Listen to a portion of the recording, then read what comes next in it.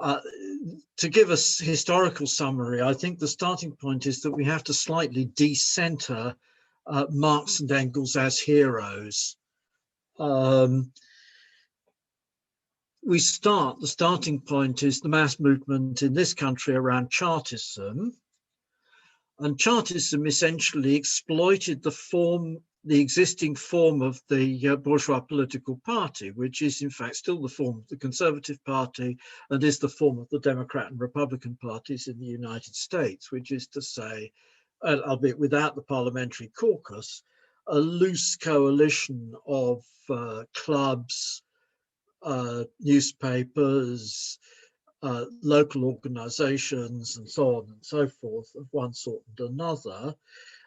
Unlike a capitalist political party, the chartism was tied together by a political platform, a short summary political platform, which is the 6 points of the People's Charter. The idea of the 6 points of the People's Charter, maybe incorrectly in terms of the point that Moshe made previously, that most of it's been implemented, was that by the implementation of the 6 points of the People's Charter, the working class would get power. I think it's possible that if you'd had the implementation of the 6 points of the People's Charter and not had the abolition of parliamentary inquiries into official misconduct in favor of outsourced quasi-pseudo-judicial inquiries, and not had the destruction and reduction of trial by jury, and not had the transformation of the county militias into a centrally controlled territorial army, and not had the creation of the professional police force with arm's length management arrangements, which subjected the chief constables to control by the Home Secretary rather than the county committees, and not had the professionalization of the civil service, and not had the invention of the modern doctrine of precedent. Under those circumstances, it might be the case that the implementation of the demands of the Charter would have amounted to the proletariat taking power. But of course, as the bourgeoisie conceded on the suffrage question, what it gave with one hand on the suffrage question, step by step, it took away on the other hand by increasing the autonomous power of the executive and the bureaucracy, and increasing the autonomous power of the judiciary relative to the elected parliament and the elected local authorities, and relative to juries. So the 6 points of the Charter, the Communist Manifesto locates the communists wholly within the Chartist movement. The Communist Manifesto characterizes only the Chartists, and the American co-thinkers of the Chartists, the National Reform Movement, as workers' parties. It doesn't characterize La Réforme in France as a workers' party, and so on and so forth.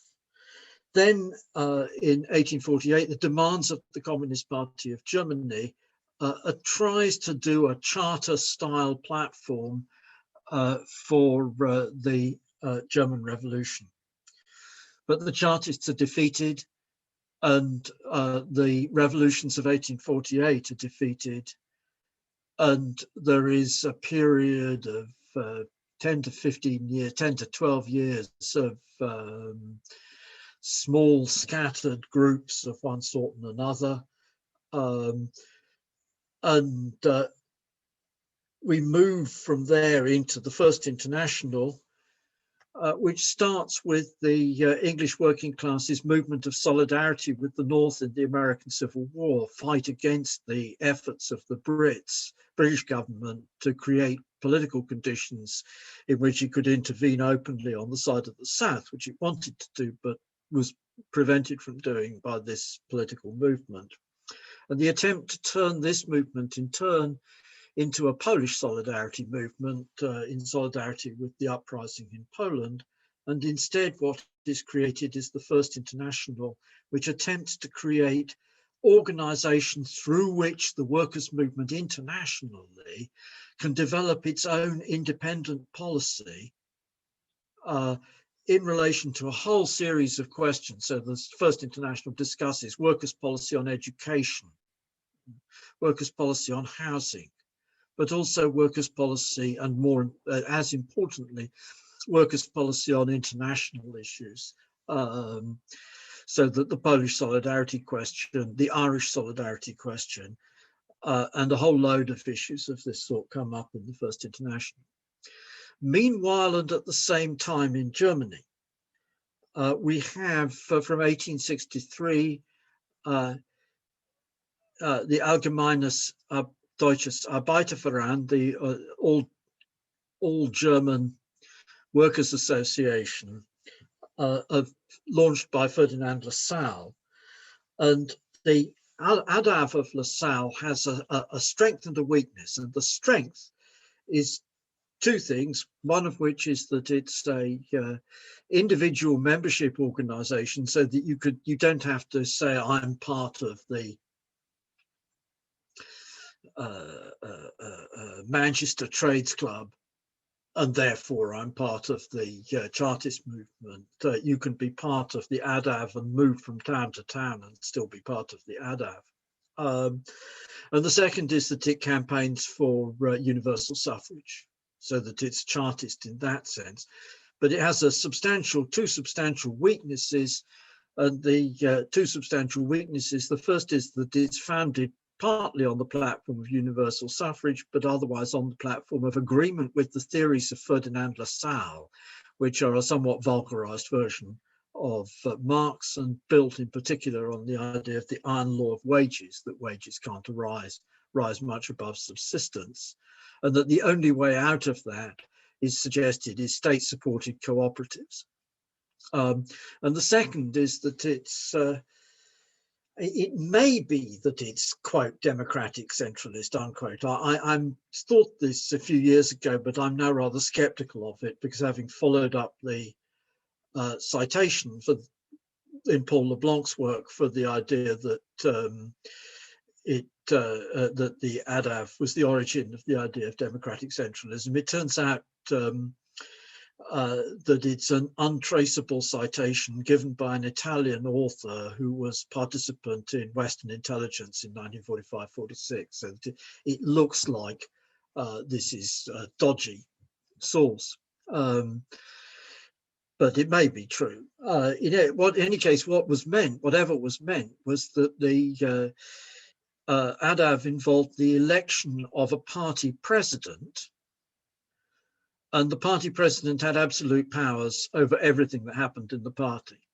And going along with the party president having absolute powers over everything that happened in the party president was also automatically the president of trade unions affiliated to the party, or trade unions set up by the party. So that this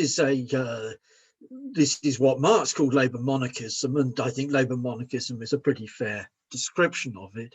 It was also the case, though, this didn't become known to be the case until later, that first Lassalle, and then after Lassalle's death, fighting a duel, his successor as president of the ADAV, Schweitzer, engaged in private correspondence with Bismarck, and conversely, Bismarck intervened in the internal affairs of the ADAV by deporting the pro-Marx 1848er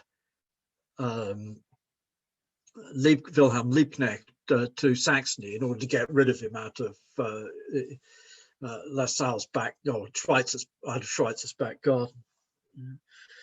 The result of the deportation of Liebknecht to Saxony is that Liebknecht enters a left liberal party in Saxony and builds up an opposition which turns into a socialist trend. Meanwhile, the anti-democratic structures of the ADAV result in there being splits off the ADAV, and the splits off the ADAV and the Liebknecht-Babel group in the Saxon People's Party unite in 1869 to form the Eisenach Social Democratic Workers' Party, the Eisenach Party. And the Eisenach Party takes from the ADAV that it's an individual membership party, which you can join, obviously, you can join anywhere. And it takes, on the other hand, from Chartism and the Communist League, the idea of a short summary platform of what it stands for. And it takes against the ADAV a much more a radical commitment to the self-organization and self-management of the local organizations and the autonomy, organizational autonomy of the trade unions.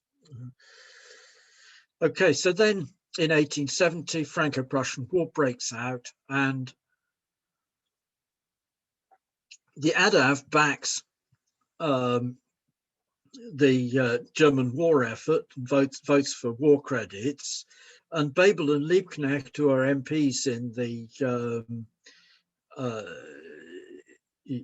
I can't remember what the hell the organisation was called at the time, but the Confederation Parliament, abstain on war credits against the advice of Marx and Engels, who thought they should have voted for, because Marx and Engels thought that this operation was an attack by Louis Bonaparte on Germany, as opposed to being a provocation by Bismarck against Louis Bonaparte with a view to German expansion, which was what was actually going on. And the consequence of that is that when it becomes clear that the Bismarck operation against Louis Bonaparte is German expansionism, that there's a big further pressure on the ADAV in favor of Liebknecht and Bebel, who become celebrities in Germany, and their ideas get a very substantially increased weight.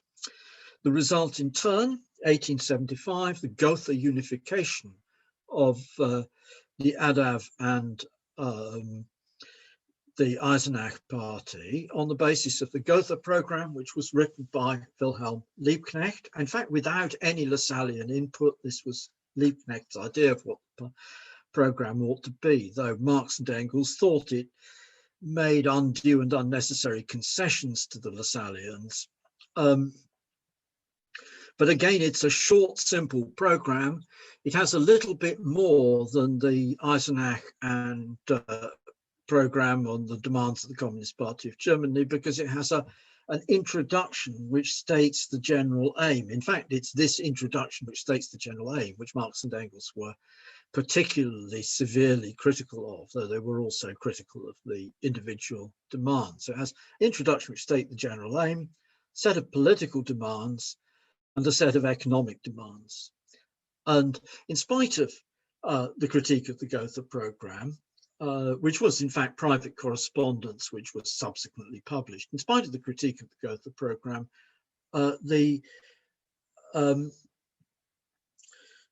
Marx, together with Lafargue and Guesde in 1880, when they were drafting the program for the Parti Ouvrier in France, adopted the same general model of a general introductory part which states the overall general aim, and then a set of political demands which are designed to transfer political power to the working class, and a set of economic demands which are characterized by Marx as having been demands which grow out of the immediate movement. And by 1880-81, Marx is already characterizing the sets of individual demands as the, quote, minimum program. Now, the Gotha program, the Marxists of the left, Marxists generally tended to think of the Gotha unification purely in terms of the Gotha program, and to think of the Gotha program purely in terms of Marx and Engels' critiques of the Gotha program, and in particular Marx's critique of the Gotha program, which is routinely, actually is one of the texts which is routinely taught as basics of Marxism, if anybody teaches basics of Marxism these days. And but what's missing in this narrative is the effect of the Gotha unification. And the fact is, Marx, in his letter to Bracker, says one step in the real movement is worth 100 programs, a tag which has been quoted over and over and over again by people from the British left. But of course, it turned out, in fact, that the Gotha unification was one step in the real movement, one huge step in the real movement. because two organizations, the ADAV at that time of 12,000 members and the Eisenach party of 7,000 members, I think we should probably take these numbers with pretty much as much of a pinch of salt as we take the stated membership figures of the Socialist Workers' Party in this country. Unify, and that unification kicks off a snowball effect, so that the unified party, Socialist Workers' Party of Germany, becomes very rapidly a party of tens of thousands. The German state attempts to suppress it, but doesn't actually suppress the right of people to stand for election as to the Reichstag as election as Social Democrats. The party succeeds under illegality in publishing a paper abroad and smuggling it into the country through a network of Vertrauensmänner, trusted men who smuggle the stuff in, linked to the constituency organizations, which can exist because, of course, you're allowed to stand in elections. So the effect of the Gotha unification is an enormous step in the real movement. It sets in train the creation of a mass party. And in fact, this is the history of the Second International more generally, that the unifications set in effect a snowball effect. You can see it with the French, you can see it with the Italians, you can see it with the Russians. We can see it, in fact, in modern times, the same dynamic on a very small scale and eventually unsuccessful in the Scottish Socialist Party, on a larger scale in Rifondazione opening itself up, Rifondazione Comunista in Italy, this fraction of the old PCI opening itself up to the forces outside it, rapidly grew to a party of tens of thousands. The Brazilian Workers' Party, again, none of these things have ended in success. They haven't ended in success as much as anything else because the parties have ignored the lesson of the SPD itself, that we don't, not one man, not one penny for this government, that we need to build a long-term opposition, not a party which needs to take places in government. But nonetheless, the unification process, unification in itself, on the basis of a reasonably clear program and long-term perspective, has a snowball effect.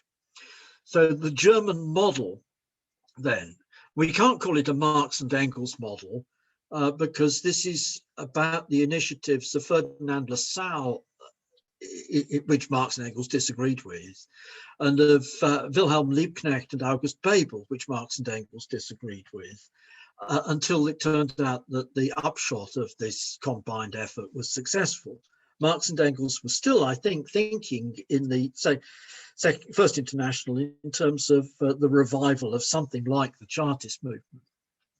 But what we get, German model parties, individual membership, on the basis of a short party program. You don't have to trust the leader. You can say, this is what this party, you can read, look it up, easy. Read, what does this party stand for? You don't have to do great line of research of what this party has done over the past 20 or 30 years. This is what this party stands for. Not theoretical agreement. At the same time, democratic centralization. This is the formula which is used in the Jena Congress of the SPD, Jena Parteitag of 1905, and which gets turned in Russia into, quote, democratic centralism, unquote. There are central bodies which have fairly broad powers.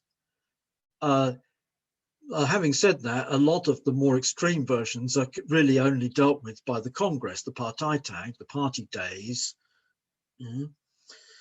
The localities all have the right to organize for themselves and to publish for themselves.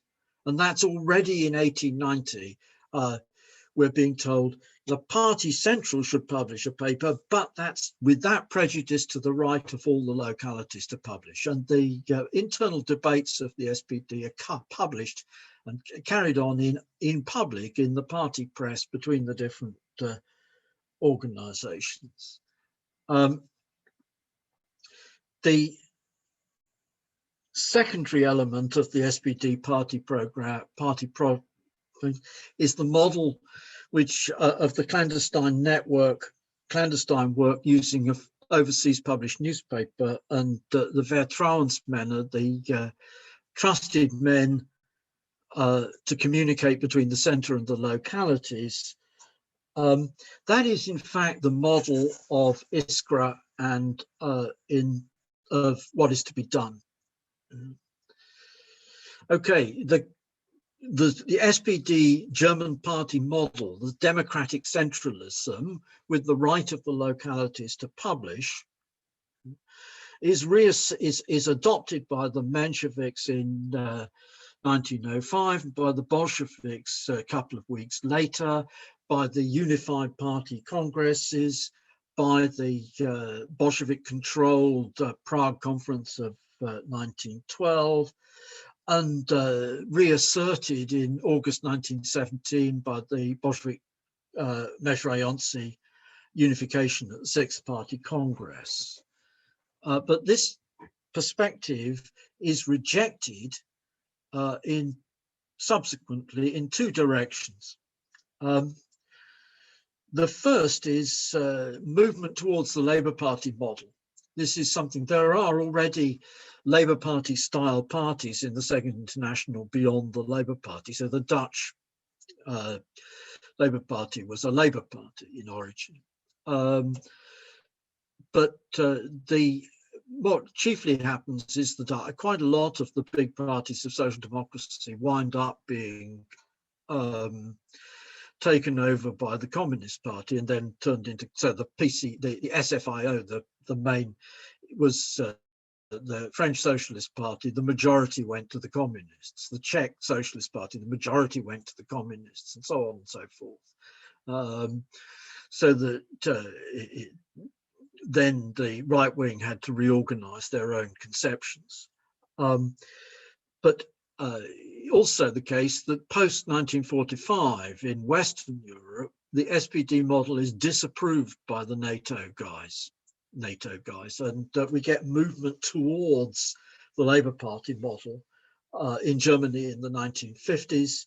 The Labour Party model, essentially, we have an alliance between the elected representatives in Parliament and local government on the one hand, and the trade union tops on the other.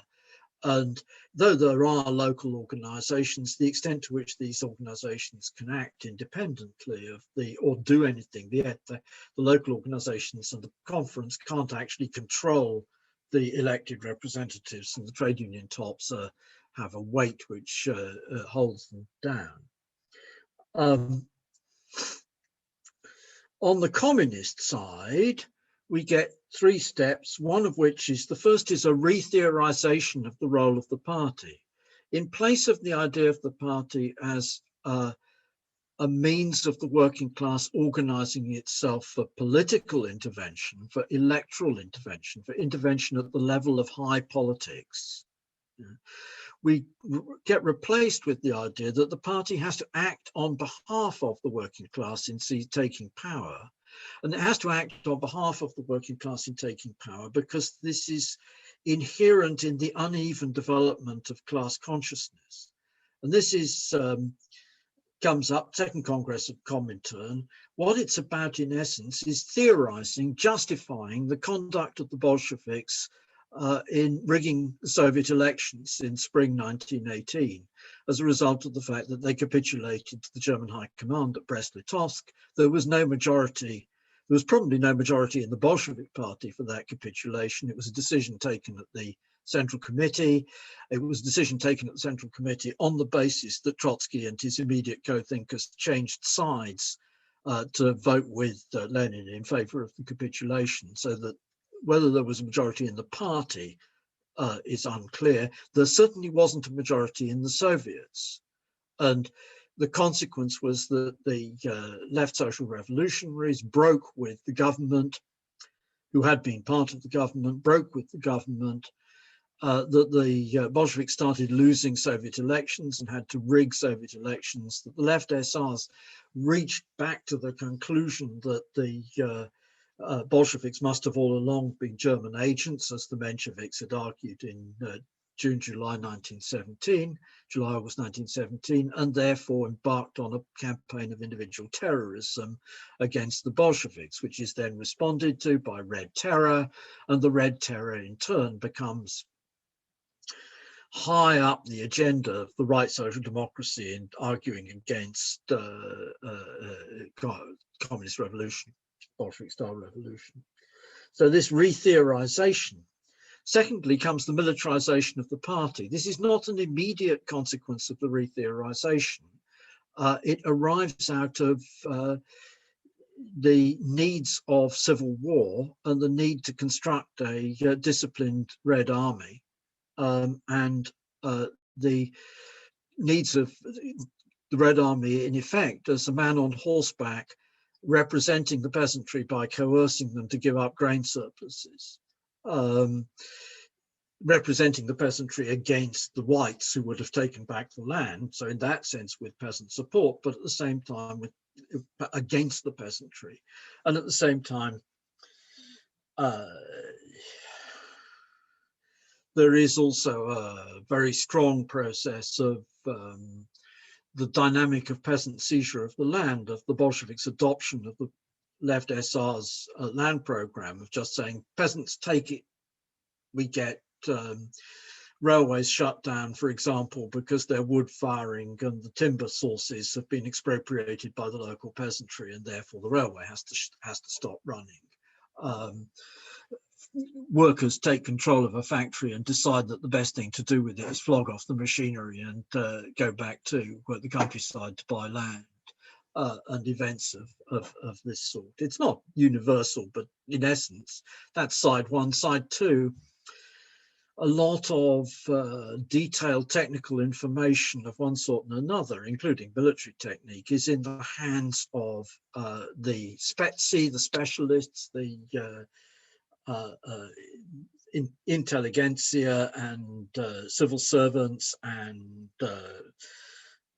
army officers and so on and so forth. And the Bolsheviks have to bring these guys, a significant number of these guys, on board. In order to do that, they make concessions. And the principal concession is one-man management. And the efficiency of one-man management in the army and militarized operations in the army leads the central leadership of the Bolshevik party to come to the conclusion that this militarized one-man management has to be imported into the party, and it is so in the 8th Party Congress in 1919, throwing up an opposition of the, quote, democratic centralist tendency who defend democratic centralism against the policy of one-man management and militarization.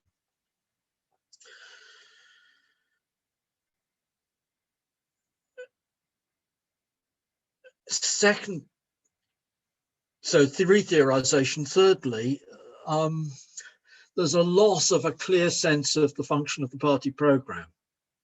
The point of a party program is, as I said, to enable there to be a clear, short basis on the basis of which you join the party, which doesn't involve you committing to all sorts of theoretical twiddles or to personal loyalties or anything like that. But that clear sense of the party program gets lost. I would say I think it's clearer that it gets lost among the Trotskyists, but I think that's actually just that I'm more familiar with the history of the Trotskyists because I've paid more attention to it, having been a Trotskyist for many years, than I am with the history of the official communists. It does seem to me that the British Road to Socialism is a wrong program, but it is nonetheless, it could be a program. Not quite clear, but nonetheless. The Trotskyist, quote, programs, in fact, not programs at all, but they're not summary positions on the basis of which you could decide whether or not to join the organization. The history of this, it seems to me, begins with the, on one side, with the development of the cult of the personality of Lenin. When Lenin is dead, there is a lot of rewriting history in order to make Lenin always be right. And actually, Trotsky is guilty of that as well. Losley's stuff recently is illustrating this, but actually it goes equally. Lenin is right, oh God, FX. Lenin argued in September 1917 in favor of the Bolshevik Party taking power in its own name or through the local authorities rather than in the name of the General Congress of upcoming Congress of Soviets. Whereas the other people on the Central Committee went for going with the Bolshevik Party taking power in the name of the Congress of Soviets. And it seems strongly likely the attempt by the Bolshevik Party to take power in its own name rather than in the name of the Congress of Soviets would have failed. And this is one where Lenin was wrong as against Trotsky. But paradoxically, the Trotskyists, modern Trotskyists like Jerry Downing, assume that this is Lenin being right in fighting for an early insurrection. But a whole load of debates which are not straightforward get re-theorized in terms of Lenin was always right, and after 1923 you can't say that Lenin was wrong, and it involves a shift towards the cult of the personality. The faction struggles of the 1920s wind up with the single person Stalin and the cult of the personality of Stalin. The Trotskyists suffer from the fact that most of the leadership of the Russian opposition is massacred, and they wind up with a counter cult of the personality of Trotsky. And then we have all these little imitative cults of the personality of Tony Clift / of Jerry Healy / blah, blah, blah, blah, blah, all over. The Latin Americans who I've spoken to in the past have referred to the guys as Trotskyist caudillos, Caudillo, which is what Franco was the caudillo of the Spanish military regime, and Nahuel Moreno, Juan Posadas, blah, blah, blah, Trotskyist caudillos of Latin America. But it's not a Latin phenomenon, it's much more general. Secondly, Bukharin and others argued against the existence of the minimum program. And they argued against the existence of the minimum program initially on the basis that the Bolsheviks had taken power, but also on the basis that the tasks of the maximum program, that is socialization, were immediately on the agenda. And that's also the view which Luxemburg argues at the first conference, the founding conference of KPD Spartacus in Germany in late 1918.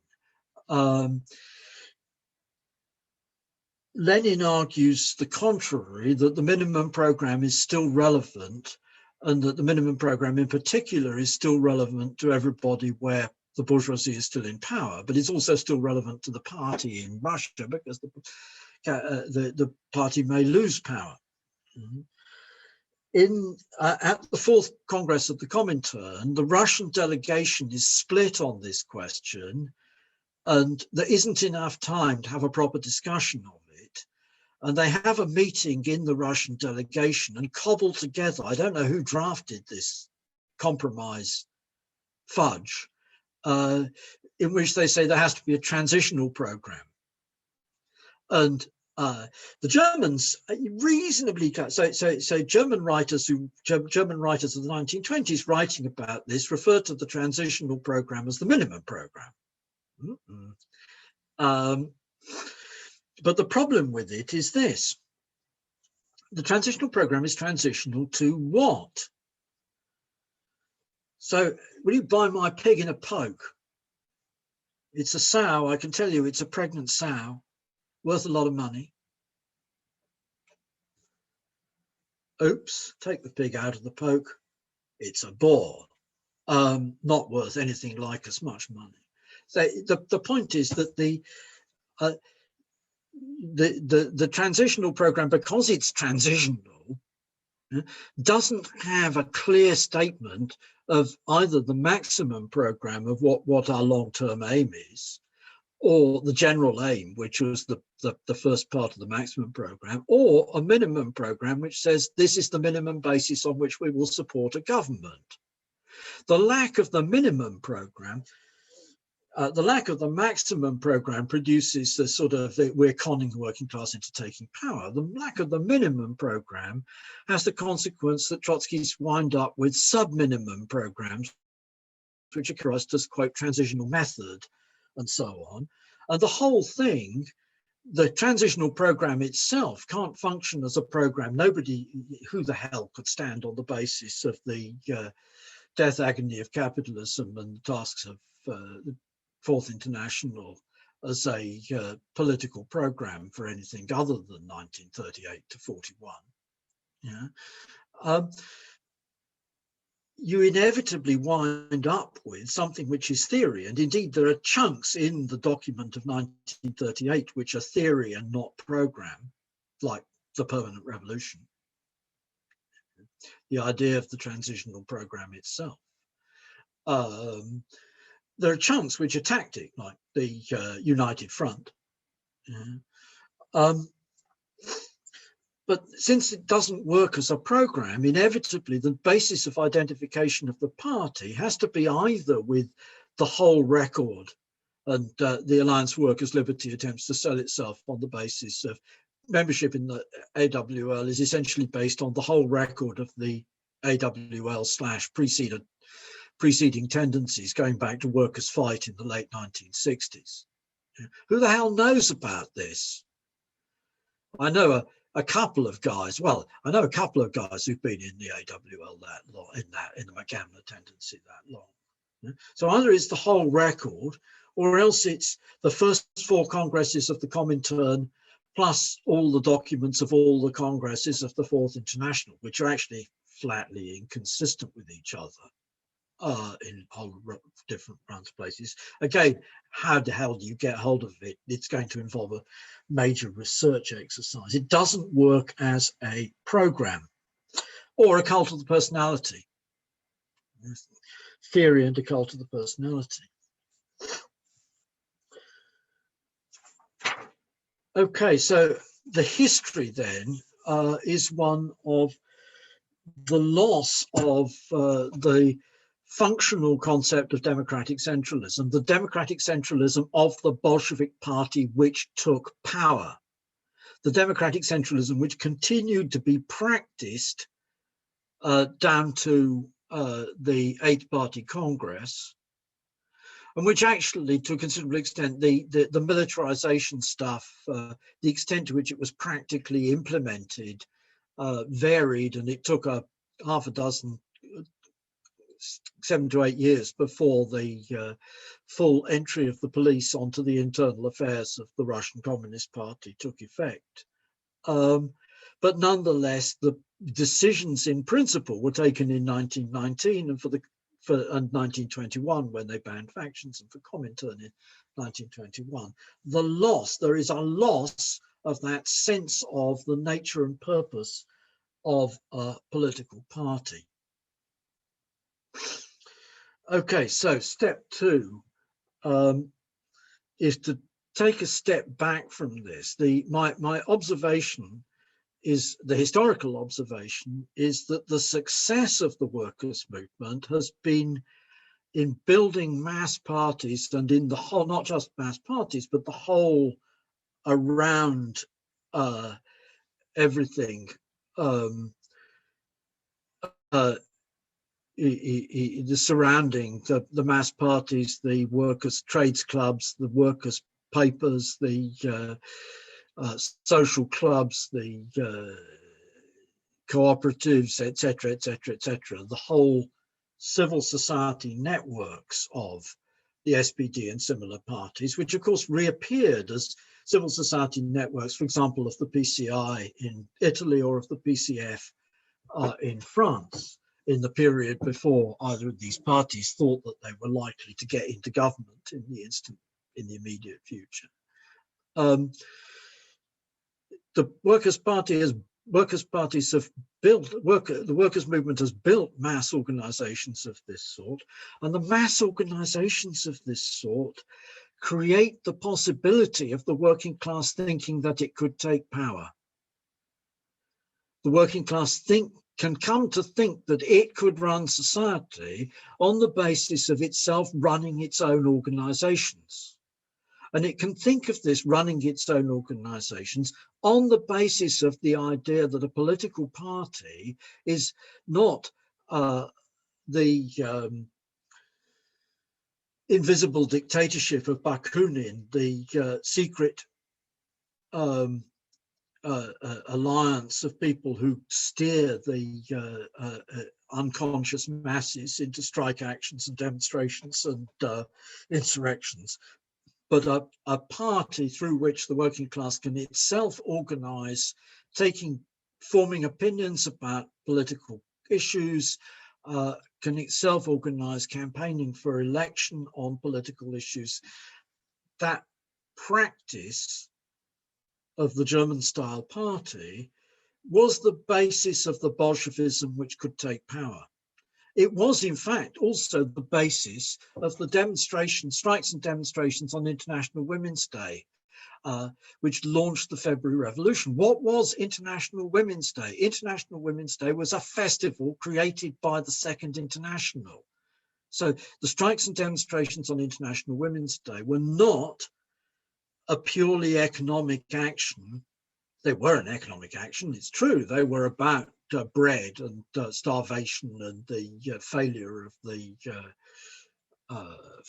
planning and of organization in the Russian state. But they were also an explicit, with those demonstrations, the Russian working class was attempting to act on a line of international solidarity in the midst of the World War and attempting to start the European Revolution.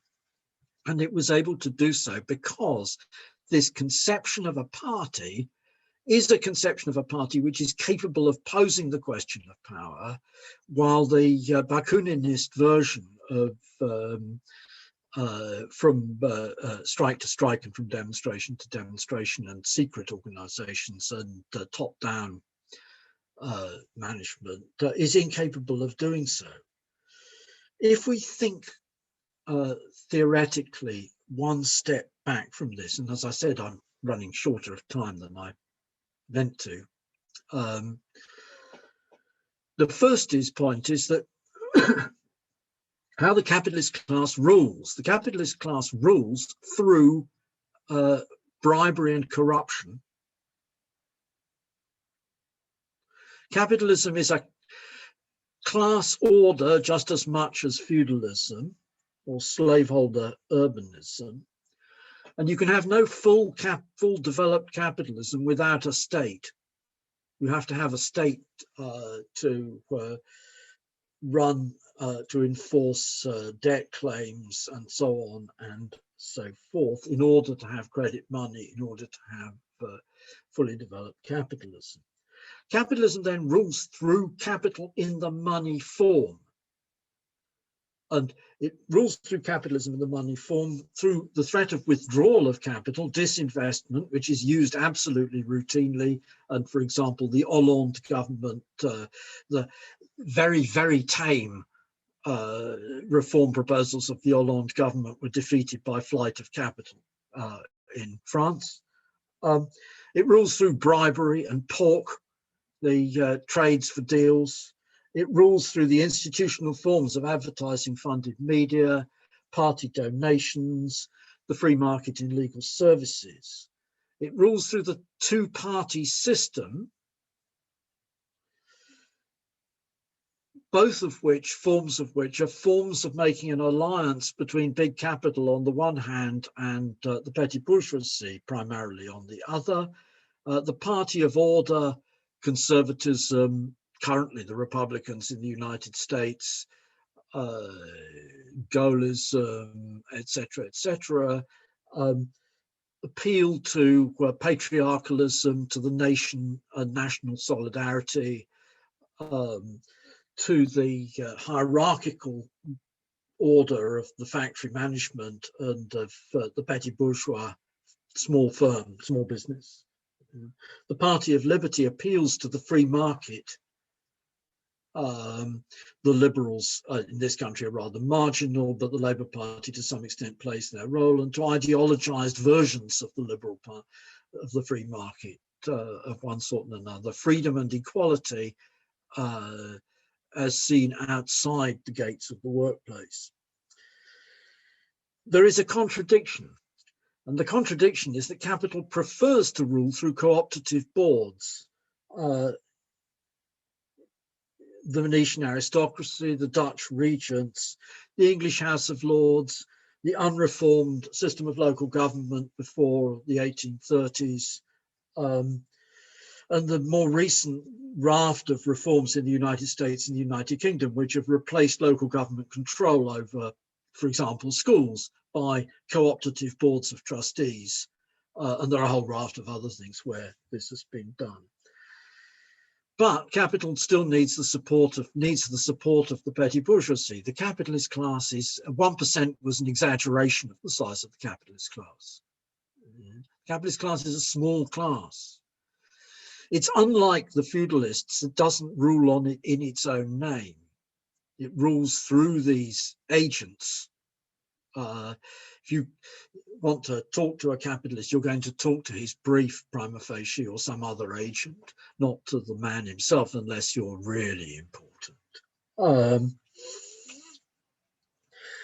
And the basic principle which operated between the 17th and 19th century was no direct taxation without representation. That's already in the Bill of Rights, 1689. And conversely, no representation without direct taxation. So that if you don't pay the income, well, they didn't have income tax, it was land tax. If you didn't own land and pay the land tax, you weren't eligible to vote. The problem with this is then the guys who are represented shift the burden of taxation off of the direct taxation which they're paying and onto indirect taxation in the form of the excise duties on beer and a whole load of other efforts of one sort and another. And the result of that over the long term is it's impossible to hold the line against demands for expansion of the suffrage. So then capital needs to adapt itself around the expansion of the suffrage. It does so by moving things out of the control of elected authorities. It also does so by these various mechanisms of indirect corruption. But this is a contradiction within capitalism. It's not, quote, a bourgeois democracy. It's something that the bourgeoisie has been forced to concede wide suffrage and has to find methods of managing the wide suffrage. And universal suffrage is a form of deception. This is in the program of the Parti Ouvrier in 1880, but it can be turned into a form of liberation. But in order to turn it into a form of liberation, the working class cannot buy elected representatives in the same way that the capitalist class can. The working class doesn't have the monetary resources to do that. What the working class has is the opportunity, the possibility to mobilize numbers and to mobilize the creativity of working people in order to overwhelm the monetary resources and the resources of the capitalist class. But in order to do that, we need a workers' party, and we need a workers' party which has the two characteristics which I referred to as the German model. You know, the two fundamental characteristics which I referred to as three, I should say, fundamental characteristics which I referred to as German model. First, that it's based on a short summary program. And that short summary program has to have a maximum program which says we're going to go beyond capitalism. We're not just tinkering with capitalism, but it also has to have a minimum program which says this is the minimum which we will accept in order to participate in government.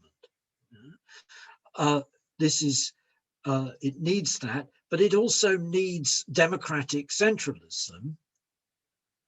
And by democratic centralism, it's not federalism a la Labour Party, because federalism a la Labour Party places the power in the hands of the elected representatives and in the hands of the trade union tops. It's not bureaucratic centralism either, because bureaucratic centralism is demobilizing.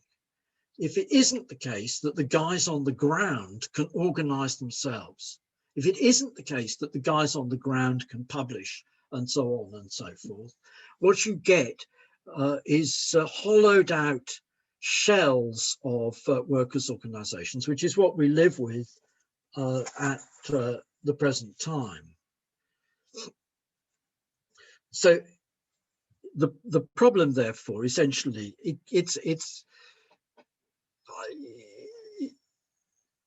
we sit in a sense blocked by the existing commitments of the large majority of the militants of the far left, whether organized or unorganized, either to bureaucratic centralism or to Labour Party style federalism, and to anti-programmism and the idea that what we have to do is to create broad front parties, all of which actually, in reality, this is descended from the 7th Congress of the Comintern, the arguments of Georgy Dimitrov for the non-aggression United Front and for the non-aggression People's Front. These are where this stuff all comes from. In the Trotskyist movement via the tendency of Raymond Molinier and Pierre Frank, which turned out to be the guys who influenced the European Fourth International. But nonetheless, it's worthwhile. We CPGB, we are not the CPGB. We are a campaign for a communist party. That's what we are. In that position, we are a minority. We're a fucking small minority. The majority, which is against us, of the self-identified Marxists, is largely composed of people who aren't terribly well. It's not an organized majority, because the ideas which they have about organization have the effect of disorganizing them. But they're still there as a majority, voting against the sort of initiatives which could potentially, possibly lead to a return of the working class threat to capital. And they're doing so because they're entrenched in the ideas of traditional ideas of the official communist movement on the one hand and Trotskyist movement on the other. That's it. Okay, thanks, Mike.